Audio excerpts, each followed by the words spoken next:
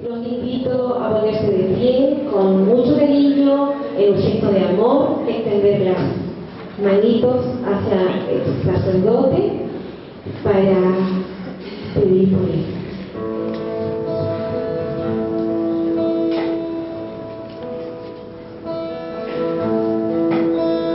Alabamos, Señor, te lo presentamos esta mañana, así como nuestros corazones, nuestra mente, nuestro espíritu, y tú toques al Padre Carmen Soberana con tu gracia, Señor. Bendito Dios eterno, todopoderoso, Señor. Tú junto a la Virgen Santísima que intercedas por esta jornada, por este encuentro contigo, por el Señor vivo. Ven, Espíritu Santo, sobre este siervo tuyo, santo, santo sea el nombre. Bendito Dios, Dios eterno, Dios todopoderoso. Que fluya y recorre, Señor, lleno de gracia, Señor, por misericordia, Señor. Bendito sea Dios eterno, ven, lo dejamos, Señor, a los pies de tu cruz, Señor, a este tu siervo, para que tú hagas obra en él, Señor, que sea un instrumento activo, reconocer el programa del Santo, Santo, bendito, bendito, alabado sea, llénanos con tu Espíritu Santo, ven, Señor, con tu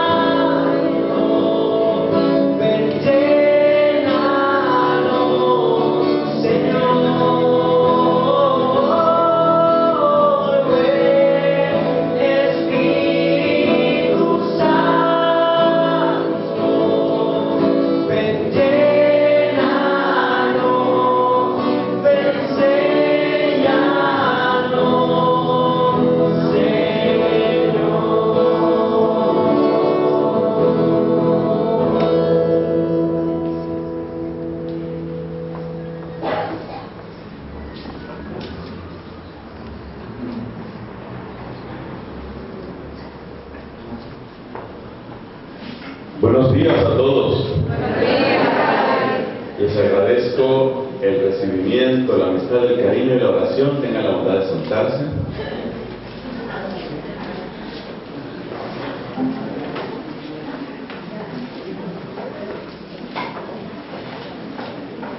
Mis queridos hermanos, creo que una palabra que nos caracteriza mucho en la renovación carismática es la palabra sanación. De hecho, cuando se habla de un congreso de sanación, inmediatamente uno piensa en los carismáticos. Además, la sanación ha sido un vehículo muy poderoso para atraer grandes multitudes, y muchos de los que podemos llamar patriarcas, iniciadores, propagadores, apóstoles de la renovación, han recibido ese don, el don de la sanación. Sacerdotes como Darío Betancourt o como Emiliano Tardif, sobre todo, son conocidos y son recordados en muchas partes del mundo, sobre todo por esa palabra, por la palabra sanación. ¿Qué vamos a hacer en esta primera reunión nuestra? En esta primera enseñanza. Vamos a hablar sobre el lugar que ocupa la sanación en el plan de salvación de Dios. Dios tiene un plan de salvación para nosotros. Entonces vamos a relacionar salvación y sanación. Eso es lo primero que vamos a hacer. Luego vamos a ver la sanación como una señal, como un signo Y todo signo tiene un significado. La sanación como una señal. Esa es la segunda parte. Y en la tercera parte de esta enseñanza, que Dios nos ayude y que todo pueda ser según su querer, en la tercera parte vamos a ver qué significa eso de ser sanados desde el punto de vista de la misión. O dicho de otra manera, ¿para qué somos sanados? Porque la sanación no es un punto de llegada, es una estación en el camino. 3 puntos. Primero, sanación y salvación. Ese es el primer punto. Segundo, la sanación como signo del reino de Dios. Y el tercer punto, sanación y misión. El para qué de la sanación.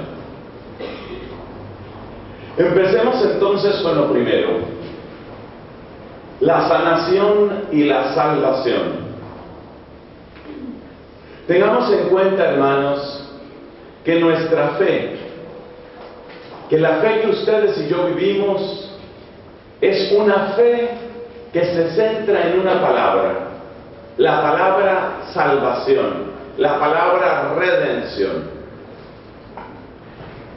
Ser salvados. Jesús es el Salvador.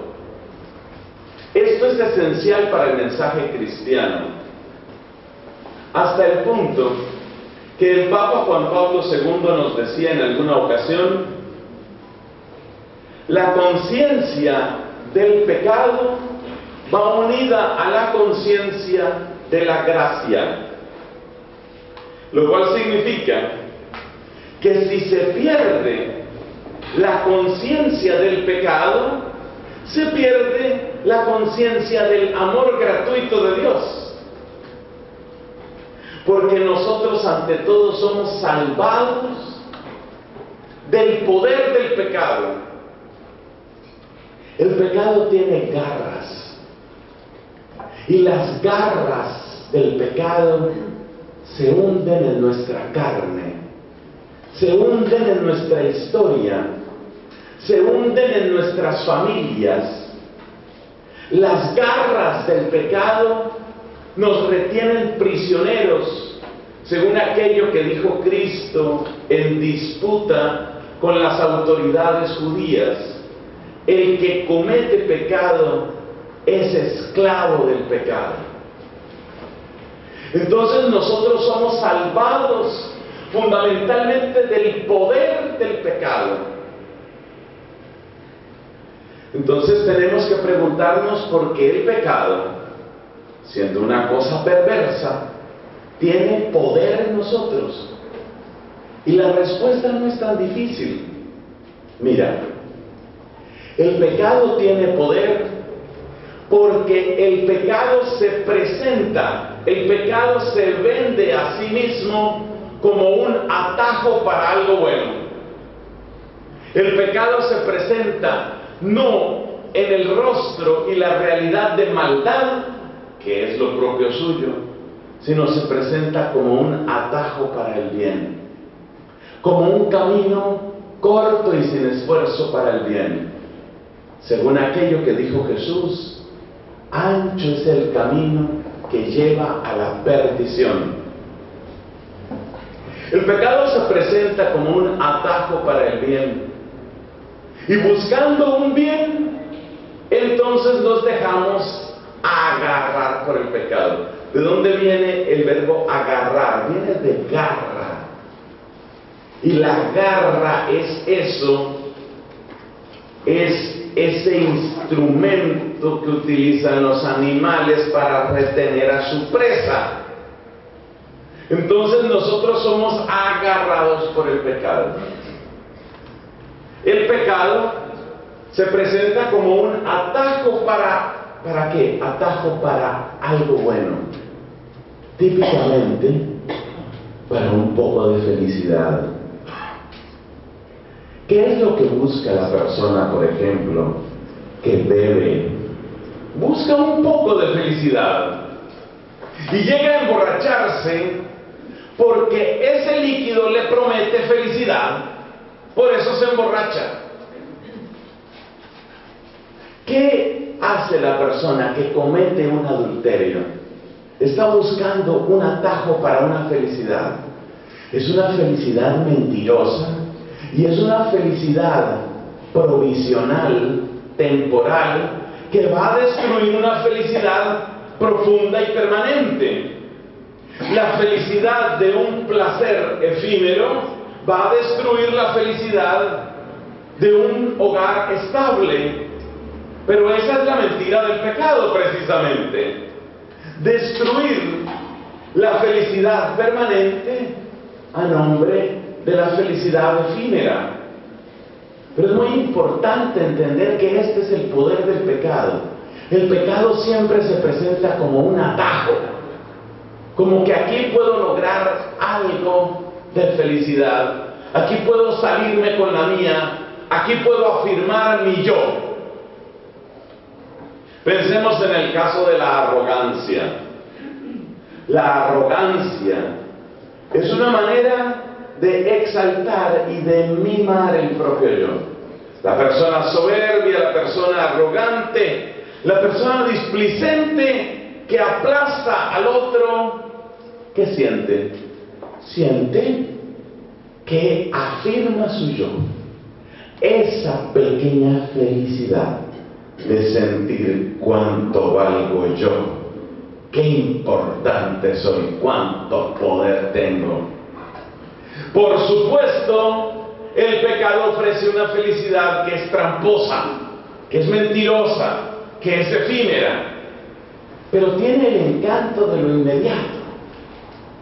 Y el encanto de lo inmediato, y el encanto de lo fácil, y el encanto de la retribución pronta y fuerte, hace que uno caiga en el pecado.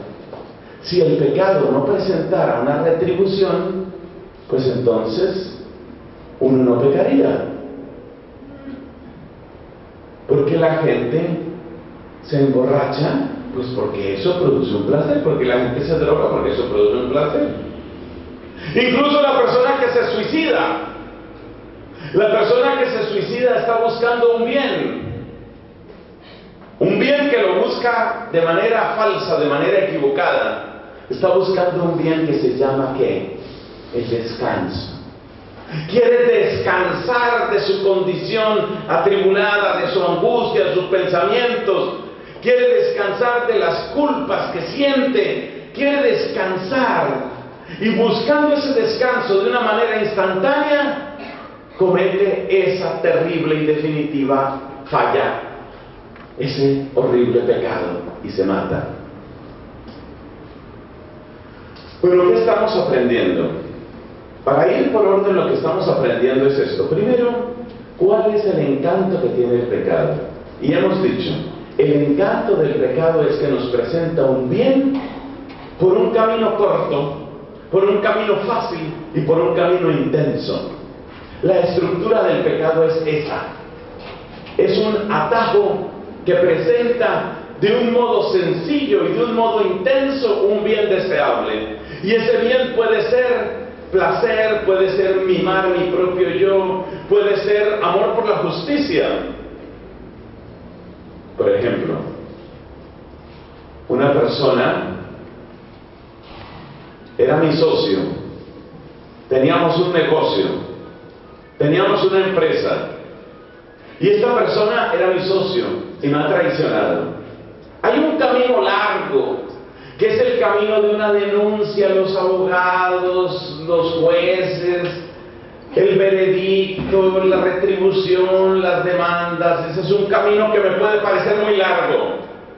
Entonces yo quiero tomar justicia por mi propia mano. Entonces yo voy y le despedazo la cara a puños y le digo, es que eres un desgraciado. Ahí, ¿qué estoy haciendo? Estoy sintiendo el placer de la justicia, supuestamente, una forma de justicia, pero ¿con qué características? Justicia rápida justicia fácil, justicia intensa. Las tres características del pecado. El pecado se presenta como rápido, fácil, intenso. Un último ejemplo. Yo puedo construir una relación de amistad, una relación de afecto, una relación de fidelidad con una persona. Es un camino largo que supone conocer la persona, valorarla. Supone que yo tengo que ceder en muchas cosas, tengo que comprometerme, tengo que renunciar a algunos derechos. Ese es el noviazgo, ese es el matrimonio. Es un camino. Y es un camino más bien largo, que tiene algunas renuncias, que tiene algunas dificultades. Ese es un modo de hacer las cosas. El pecado se presenta como algo instantáneo. La pornografía, la prostitución, ya. Retribución, ya. ¿Quieres placer? Ya. Esta noche ya lo tienes. El pecado es un bien, pero un bien ofrecido de manera mentirosa, por un camino rápido, por un camino fácil y por un camino intenso. Ese es el pecado. Y esa es la garra del pecado. Por eso el pecado nos agarra. Porque nosotros queremos las cosas rápidamente, fácilmente, intensamente. Entonces, en vez de tener que hacer ese camino tan largo de la afectividad, de las renuncias, de la madurez, el respeto, nada de eso. La prostituta y se acabó. La pornografía y se acabó. Ahí aparece como si fuera algo rápido, fácil, intenso. Ancho es el camino que lleva a la perdición. Bueno, esa es la estructura del pecado. Nos dice el apóstol San Pablo que precisamente porque sucede el pecado, la creación ha sido sometida a esclavitud. Es decir, es una mentira.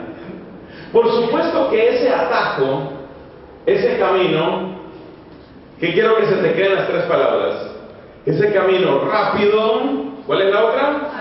Fácil, intenso. Esta gente es maravillosa. Excelente. Este camino rápido, fácil e intenso es un camino mentiroso. Entonces, la prostitución no solamente expone a una cantidad de enfermedades y riesgos, sino que al igual que la pornografía, deja el corazón infinitamente frío, infinitamente vacío, solo. La soledad se agrava. Después de ese momento de exaltación que puede producir una droga, un porro, un no sé qué, lo llamen aquí, después de ese momento de exaltación, después de ese vuelo impresionante, donde estuve en medio de elefantes rosados que divagaban entre planetas de cristal, aterrizo. Y cuando vuelvo a mi realidad, estoy adolorido, estoy macerado, estoy decepcionado, estoy solo, estoy destruido. El pecado es mentira, mentira que destruye. ¿Por qué el pecado destruye? Porque el pecado supone utilizar lo que Dios creó, pero utilizarlo como Dios no quiso. Entonces, la persona que utiliza su cuerpo para drogarlo, para emborracharlo, para prostituirlo, la persona que utiliza su boca para mentir, para traicionar, para calumniar, la persona que utiliza su mente para llenarse de un humo de soberbia, está destruyendo su mente. Imagínate que los científicos han demostrado que la estructura, óyeme bien, la estructura del cerebro cambia con aquello que pensamos. Nuestros pensamientos cambian nuestro cerebro. El cerebro tiene varios miles de millones de células que se llaman neuronas. Esas neuronas se conectan, el nombre de esas conexiones es sinapsis. Las sinapsis entre las neuronas cambian de acuerdo con las cosas que pensamos. Eso quiere decir que la persona que vive en el mundo del pecado está todos los días modelando, literalmente modelando su cerebro para que piense en clave de pecado. Por eso el cerebro de un mentiroso llega a volverse distinto del cerebro de una persona sincera y honesta. Incluso a nivel biológico, el cerebro del mentiroso se daña. ¡Qué impresionante! El cerebro de la persona morbosa se daña. El cerebro de la persona soberbia se daña. Y muchas veces no se daña solo el cerebro. Se daña, por ejemplo, el cuerpo con las enfermedades. Viene la cirrosis. El alcohólico crónico tiene su cirrosis. ¿Qué está indicando eso? El pecado destruye. Nos destruye biológicamente, fisiológicamente, mentalmente. El pecado, además, no solamente destruye al pecador. Resulta que no es únicamente nuestro cerebro el que consiste en un tejido de conexiones entre neuronas. La sociedad es un tejido de conexión entre personas. Y así como cuando se daña una célula, eso afecta el funcionamiento de otras células. Y si eso se vuelve grave, puede ser, por ejemplo, un cáncer. Pues así también el pecador empieza a dañar el tejido de relaciones allí donde se encuentra. Mi pecado de egoísmo destruye mi relación con mi pareja.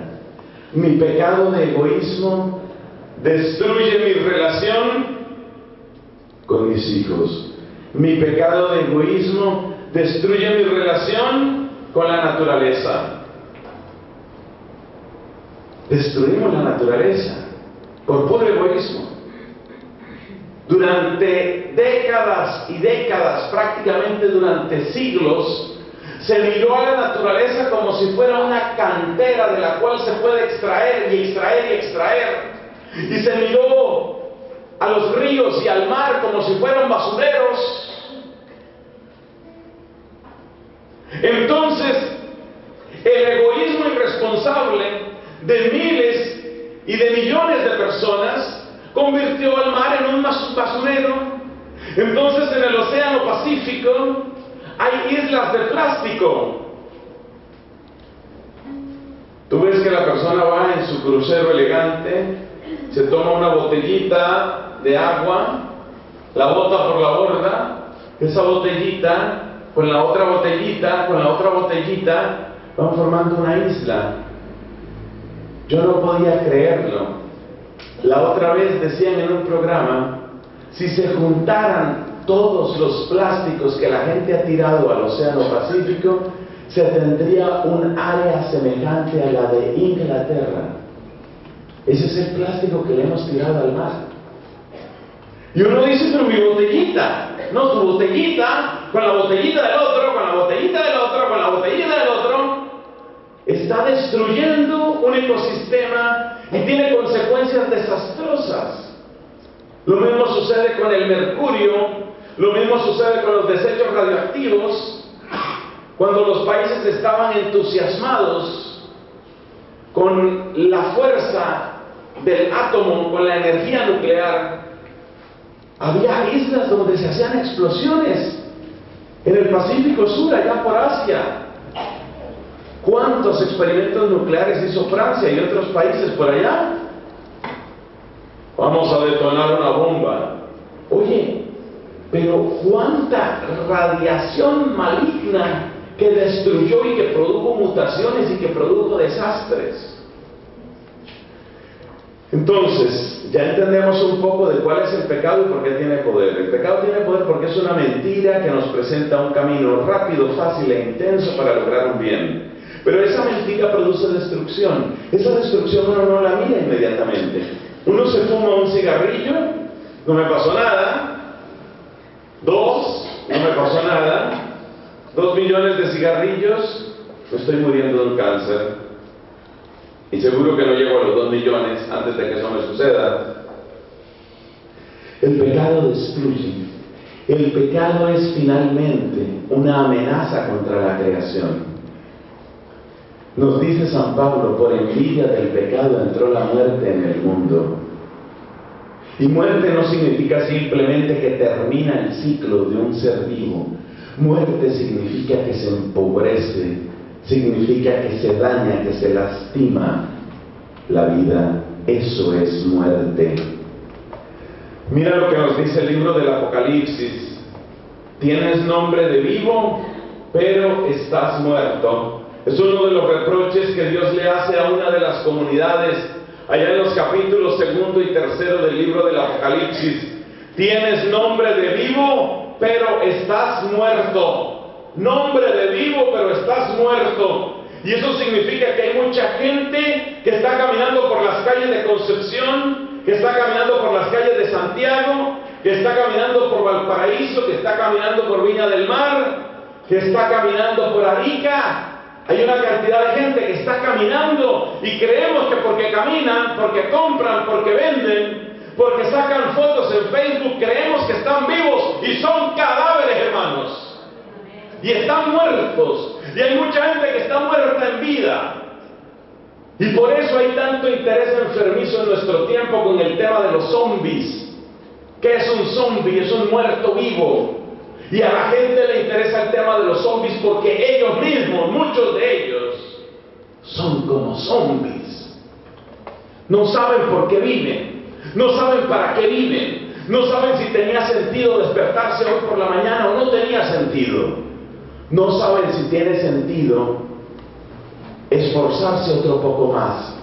El esfuerzo cada vez es más difícil porque cada vez se ve menos significado en lo que se está haciendo. El pecado tiene poder, el pecado tiene garras. Las garras del pecado son 3: lo rápido, lo fácil y lo intenso. Esas son las garras del pecado. Pero el pecado es una mentira y el pecado destruye. Y uno no se da cuenta de que el pecado destruye. Uno no se da cuenta porque uno simplemente botó una botellita. Pero resulta que tu botellita más la botellita del otro está haciendo un desastre en el planeta. Y eso, que es un ejemplo tomado de la ecología, eso también tiene consecuencias para la sociedad. Yo quiero decirles que Chile es una nación que yo amo. La amaba mucho antes de poder visitarla, como ahora me concede el Señor. Es un país que yo respeto, es un país que yo he seguido en las noticias. Cuando sucedió, por ejemplo, esto de los mineros, lo mismo que millones de personas en el mundo, lloré de alegría cuando hubo ese triunfo que es un orgullo para esta nación. Pero así como puedo felicitarlos por eso, realmente sentí vergüenza de la raza humana cuando con motivo del terremoto del 2010 se presentaron tantos saqueos. Y cada persona que se estaba robando algo, decía, pero es que es una botellita. Pero tú sabes que ese pequeño robo destruyó confianza. Ese pequeño robo volvió amarga la vida.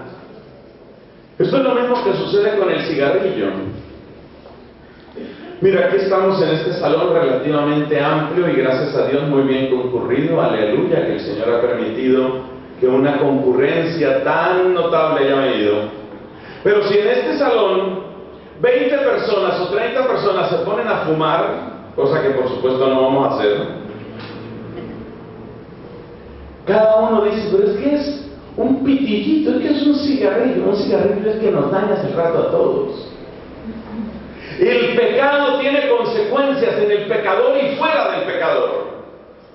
Y esas consecuencias del pecado, San Pablo las llama muerte. Y muerte no es únicamente que se acabó el ciclo vital.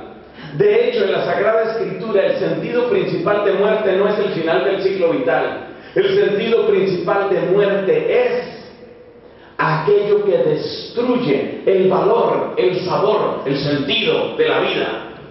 ¿Tú te acuerdas cuando Jesús va a resucitar a aquella niña? Y dice, no está muerta, sino que está dormida. Para Jesús, el final del ciclo vital no es lo más grave del mundo. La niña está como dormida. Eso no es grave. Lo grave es la muerte. Porque Jesús reserva la palabra muerte para lo realmente espantoso. ¿Y lo realmente espantoso qué es? Lo realmente espantoso es que la vida pierda su color, su sabor, su sentido. Y ahí es cuando somos zombies. Y ahí es cuando tenemos nombre de vivos, pero estamos muertos. Ahora ya vamos entendiendo entonces qué es la sanación. La sanación ¿qué es? La sanación es detener y devolver ese proceso. Esa es la sanación. Porque el pecado tiene un propósito único. Y ese propósito único es fracturar, pulverizar, destruir, desarticular, atomizar, desintegrar la creación de Dios. El pecado tiene ese propósito, porque detrás del pecado hay uno que es mentiroso desde el principio, así lo llama la Biblia.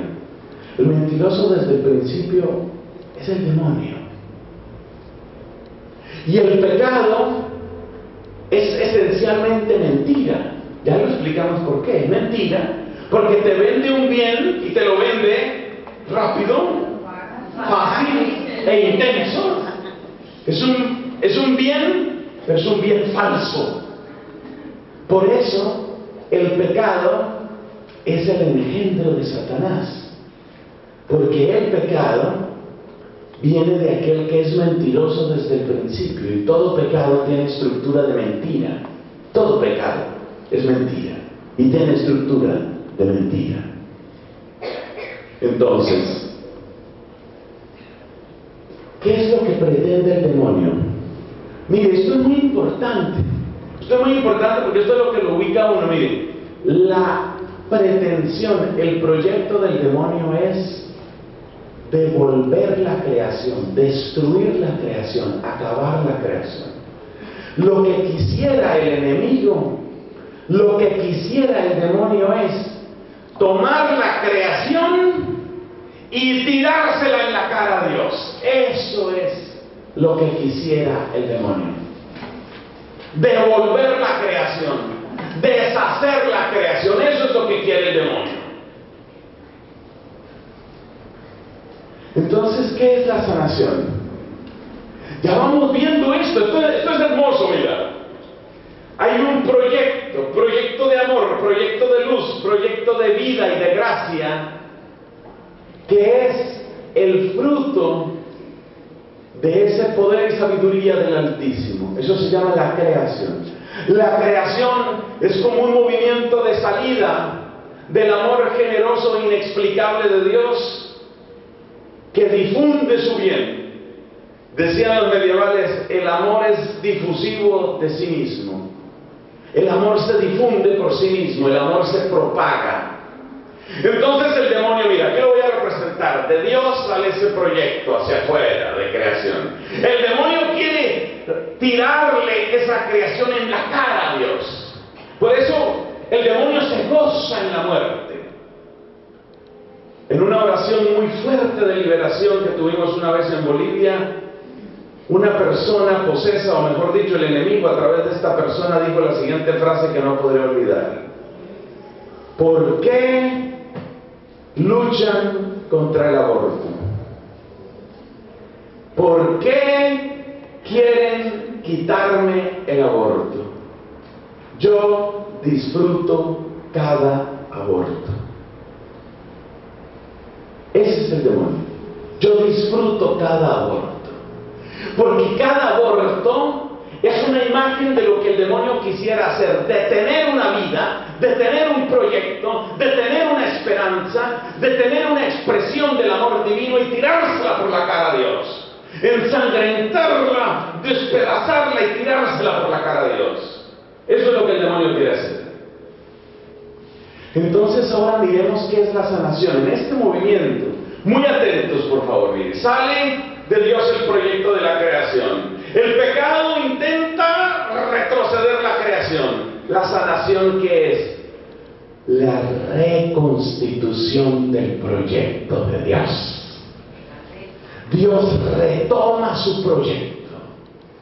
Dios retoma lo suyo. Dios reconquista lo suyo. En la sanación, eso es lo que Dios hace cuando sana.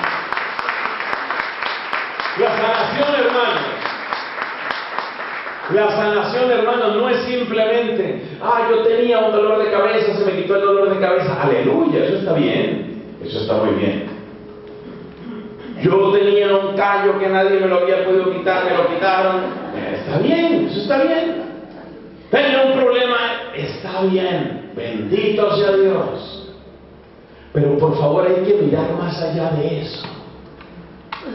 Más allá de eso, ¿qué es la sanación? La sanación es Dios reconquistando lo suyo.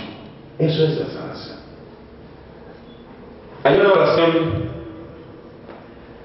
Hay una oración que la he oído en distintas versiones, pero siempre en el idioma inglés: make me whole. Reconstruye la integridad de mi ser. Whole, W-H-O-L-E, es entero, completo. Hazme completo. Uno no ora así en español. En español no tenemos una oración equivalente a esa. Pero lo más cercano que tenemos es: devuelve la unidad de mi ser. Devuelve la integridad de mi vida. Porque el pecado es laceración, desgarramiento, conflicto interno, pulverización, dispersión, fragmentación, desunión dentro de mí mismo, me vuelvo un incoherente, desunión en la pareja, no nos entendemos, divorcios y más divorcios, desunión en la sociedad, guerra de clases, guerra de unos contra otros, guerra de intereses, unas etnias contra otras, unos grupos contra otros, unos lobbies contra otros lobbies, un colectivo, como dicen ahora tanto en España, un colectivo contra otro colectivo. Ese es el pecado: desunión, conflicto, egoísmo, venganza, desintegración. Frente a todo eso viene esta oración preciosa: make me whole. Hazme entero, devuélveme a esa unidad, reconstruye la integridad de mi ser. Esa es la sanación. Es una reconstrucción de eso que el pecado ha querido destruir, de eso que Satanás ha querido desintegrar. La sanación es la reconstrucción de esa unidad primera. Y en esa reconstrucción nosotros volvemos a conectar la cabeza con el corazón, la palabra con la obra, el esposo con la esposa, la sociedad. Es un proyecto global, es un proyecto cósmico.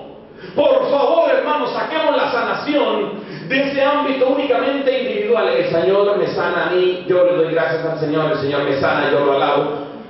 La sanación es un proyecto cósmico. El universo tiene que ser sanado, la sociedad tiene que ser sanada, la pareja tiene que ser sanada, porque la sanación es el detener y devolver ese proceso espantoso, tenebroso del enemigo que quiere retroceder la creación.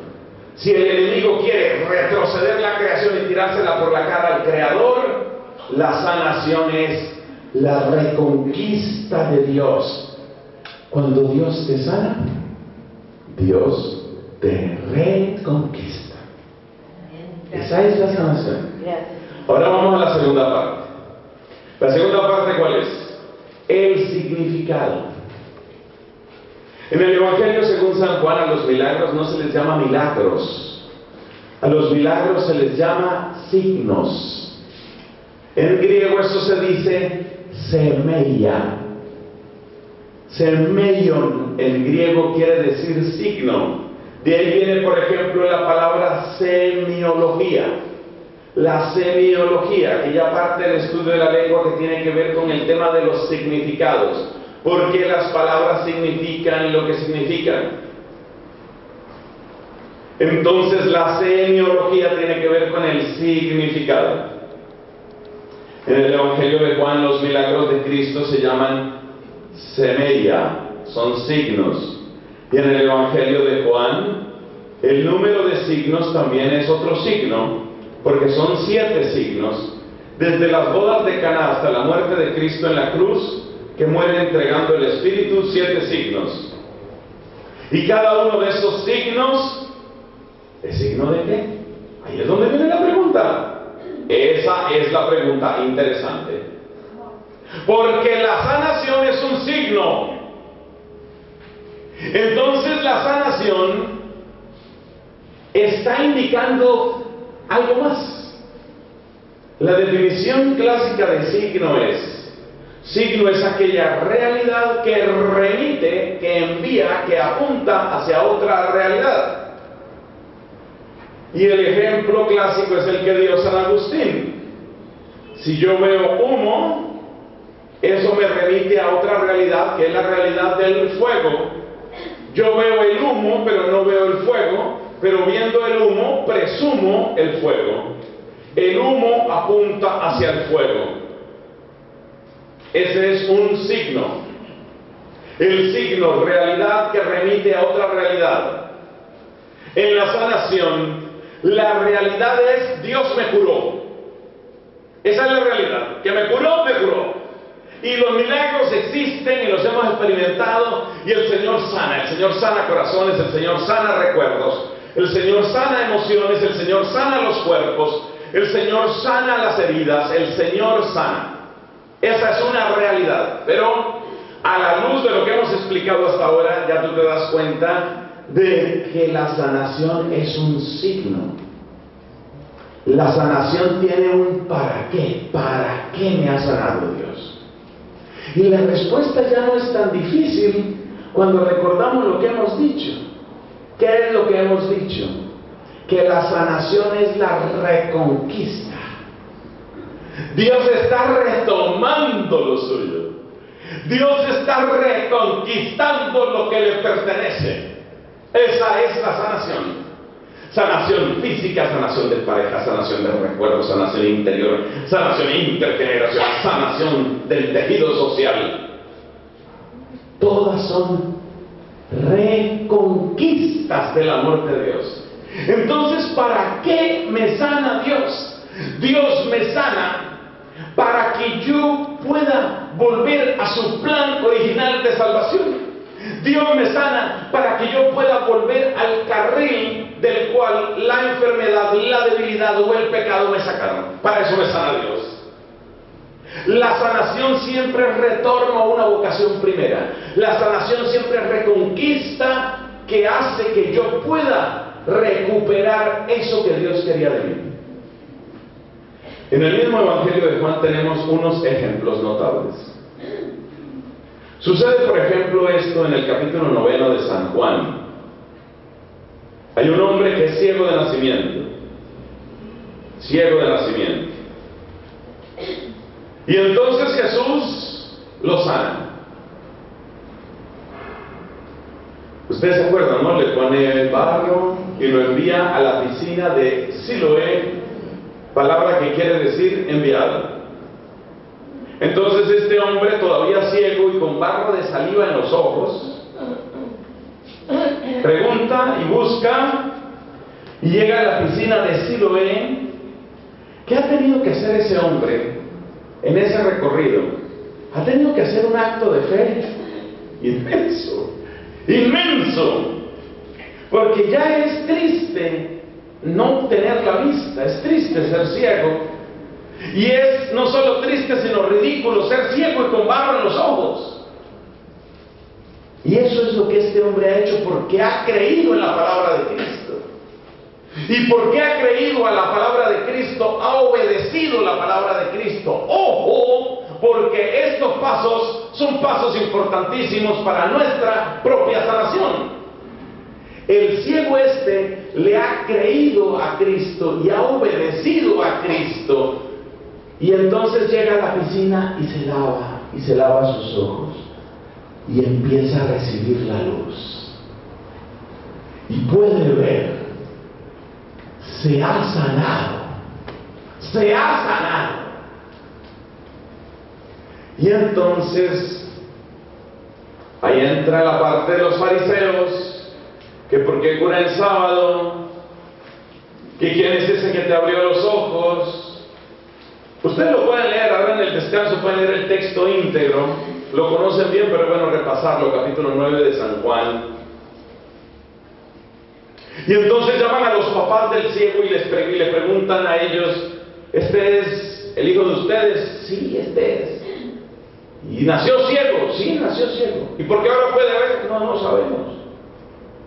Los papás se acobardan frente a la enorme autoridad que tenían los fariseos en ese tiempo. Y entonces le preguntan a él, ¿qué fue lo que te hizo? No, me puso barro y fui y me lavé y vi. ¿Y tú qué dices de él? Que es un profeta. ¿Estás siguiendo la pista de los verbos de este hombre? Creyó, obedeció, testificó, proclamó. Ojo con esos verbos que los vamos a necesitar en todo este encuentro. Creyó, obedeció, testificó. Yo creo que es un profeta. ¿Qué profeta va a ser? Empecatado naciste tú y nos vas a dar lecciones a nosotros. Y lo echaron de la sinagoga. Pero la parte que me interesa en este momento es, primero que vayamos tomando nota de los verbos. Aquí hay gente que toma apuntes, los demás pues tienen una memoria prodigiosa. Me imagino que aquí hay gente que tiene una memoria impresionante. Entonces fíjate, los verbos, creyó, obedeció, testificó. Estos son los verbos del itinerario de la sanación. Y hay que irlos teniendo presentes. Porque mucha gente se queda solo con la sanación que yo llamo mágica. Fui, me sané, bien para mí, ahora yo hago con mi cuerpo sanado, con mi mente sanada, con mi vida sanada, lo que a mí se me antoje. Eso no es así. Somos sanados para algo. Fíjate, creyó, obedeció, testificó. Se enteró Jesús de que lo habían expulsado de la sinagoga a este hombre que había sido curado. Y se le presenta a Jesús. Pero este hombre nunca había visto a Jesús. Claro que no lo había visto, porque era ciego. Y Jesús le dijo, vete a la piscina. Y cuando ya él empezó a ver en la piscina de Siloé, Jesús no estaba por ahí. O sea que él no había visto nunca a Jesús. Pero sí conocía ¿qué? ¿Sí conocía qué de Jesús? La voz. Yo los necesito muy atentos, muy despiertos. No lo había visto, pero sí lo había ¿qué? Sí lo había oído. Sí lo había oído. Y entonces este hombre se encuentra con Jesús. Jesús se ha enterado de que lo han expulsado de la sinagoga y le dice, ¿tú crees en el Hijo del Hombre? El ciego, ya curado, reconoce la voz. Es la voz de Jesús. ¿Tú crees en el Hijo del Hombre? Y el ciego dice, ¿y quién es? Para que yo crea en él. Y le dice Jesús, lo estás viendo. Curé tus ojos para que me vieras. Curé tus ojos para que pudieras verme. Y el hombre se postra y adora a Jesucristo. ¡Qué hermosura! Te he curado para que puedas verme. ¿Para qué nos sana la vista Jesús? Para que lo veamos a Él. No solamente para que lo veamos en ese momento en su carne, sino para que lo veamos en la Eucaristía, para que lo veamos en la palabra, para que lo veamos en el pobre, para que lo veamos en la esperanza del cielo. Te he curado tus ojos para que me veas. He abierto tus oídos para que me escuches. He sanado tu lengua para que me proclames. He curado tus pies para que recorras mis caminos y para que vayas en mi nombre y anuncies la buena nueva. Para eso he curado tus pies. Acuérdate, la sanación es reconquista. Es Dios retomando lo suyo. He sanado tu sonrisa, porque Dios le sana a uno hasta la sonrisa. La sonrisa hay que sanarla. Y la gente dice, pero ¿cómo no? ¿Cómo así sanación de sonrisa? Está hablando usted de ortodoncia, para eso son los brackets. ¿Por qué tiene uno que sanar la sonrisa? Para eso lo mejor es ir a una película que ya no está en cartelera, pero que se consigue, que se llama Batman. Cuando tú ves a Batman, hay un personaje que siempre sonríe. El Guasón. Siempre sonríe, pero su sonrisa es burla, su sonrisa es cruel, su sonrisa es cínica, su sonrisa es expresión de odio. He sanado tu sonrisa para que tu sonrisa no sea expresión de cinismo, ni expresión de odio, ni expresión de dureza, ni expresión de burla. He sanado tu sonrisa porque necesito sonreírle a mucha gente. Para eso he sanado tu sonrisa. He sanado tus brazos para que acojas a mis hermanos.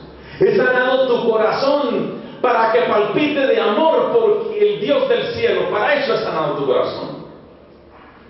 Entonces hay un para qué. Entonces hay un significado, y así entramos en la última parte de esta enseñanza. Toda sanación implica una misión. Toda sanación implica una misión. Una vez escuché a un venerable padre jesuita, que en unos retiros espirituales nos decía, ¿cómo me impresionó esa frase? Yo era joven en aquella época, eso fue el siglo pasado.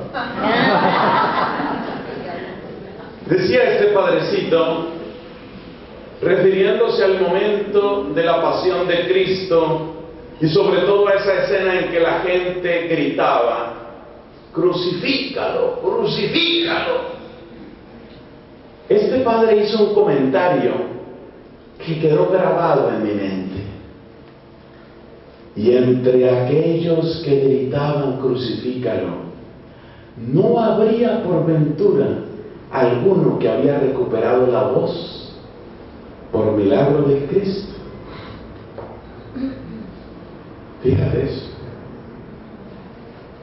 Por supuesto que no hay modo de verificarlo, pero cuando uno piensa en cuántas personas fueron sanadas por el Señor y en cuántas personas lo acompañaron en su peregrinación hacia Jerusalén, realmente lo que este padre decía no es ilógico. Que la boca que Dios sanó, yo la utilice para pedir la crucifixión de Cristo. Que los ojos que Dios sanó, yo los utilice para ofender al Dios que me sanó. Que la voz que Dios sanó, yo la utilice para negar al Dios que me ha sanado. Habrá cosa más absurda, habrá ingratitud más amarga. Por eso, hermanos, tenemos que tener perfectamente claro, si hemos sido sanados para servir. Y esto tiene que quedar claro en nuestra mente. Claro en nuestra mente, para servir. Para servir. Entonces, esto que Dios ha hecho es para gloria suya. Hay una mujer en el primer libro de Samuel, en la Sagrada Escritura, que es un hermoso testimonio de esto que estamos diciendo. Esa mujer es precisamente la mamá del profeta. Esa mujer se llama Ana. Ana tenía una herida, una humillación, una frustración profunda. Ella era estéril. Yo sé lo que están pensando algunos expertos de fertilidad. Habría que ver. Es posible que sí, es posible que no. Quizás era problema de él, no era problema de ella, sino problema de él. Resulta que el Espíritu Santo es tan audaz y tan inteligente que en este caso particular nos dice que Elcaná tenía otra esposa. ¿Sí? Le cuento ese detalle. Le cuento ese detalle, tenía otra esposa. Es que la revelación va poco a poco, ¿no? Va poco a poco.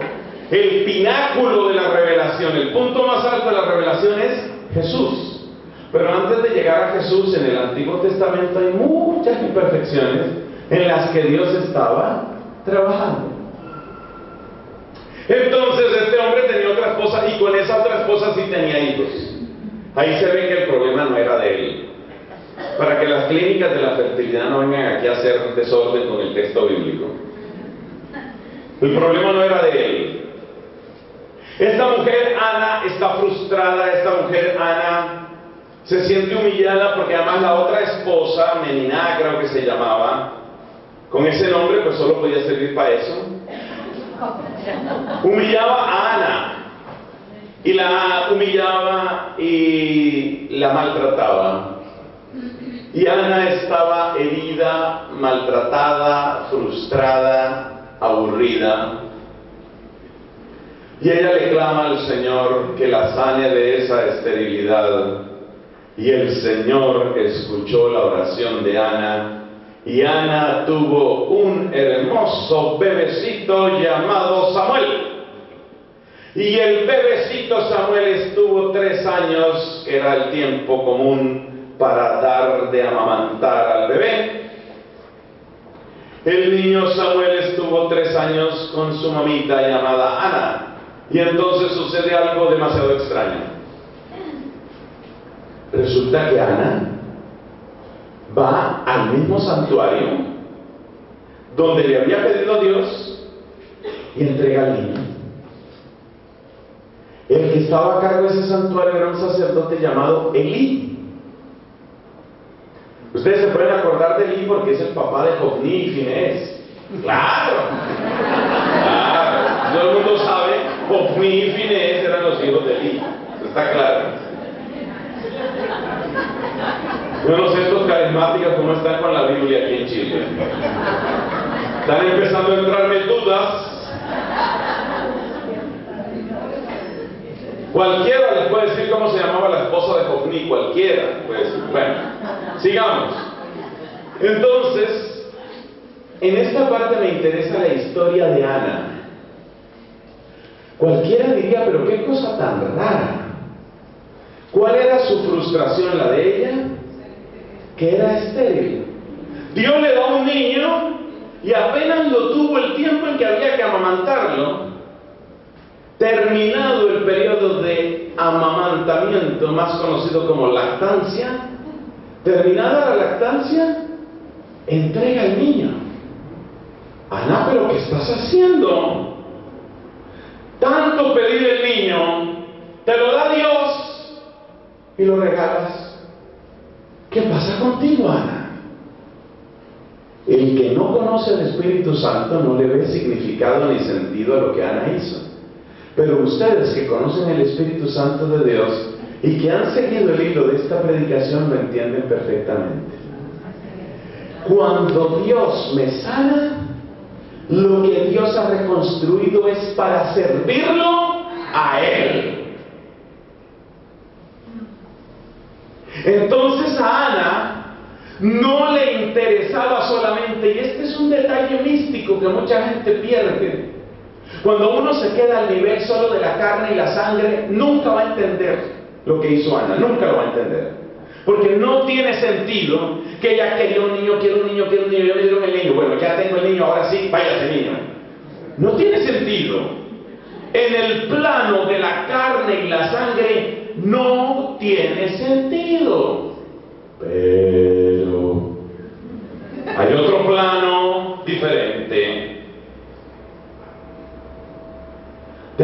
la palabra clave, la palabra que hemos aprendido hoy, que puede ser novedad para muchos? La sanación es reconquista. Es que Dios recupere lo suyo. Es la reconquista de lo que siempre fue de Dios y solo puede estar al servicio de Dios.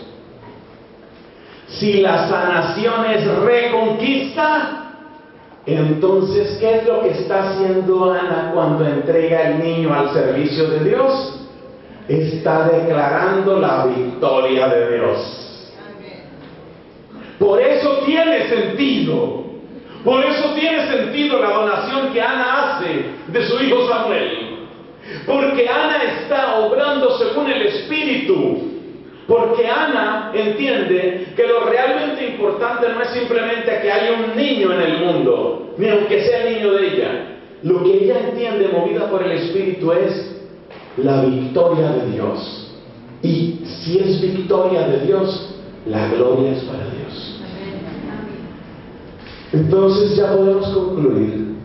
La sanación es reconquista. El significado de la sanación es declarar la victoria de Dios. Y la misión a la que me lleva la sanación es poner al servicio de Dios la vida que Dios recuperó.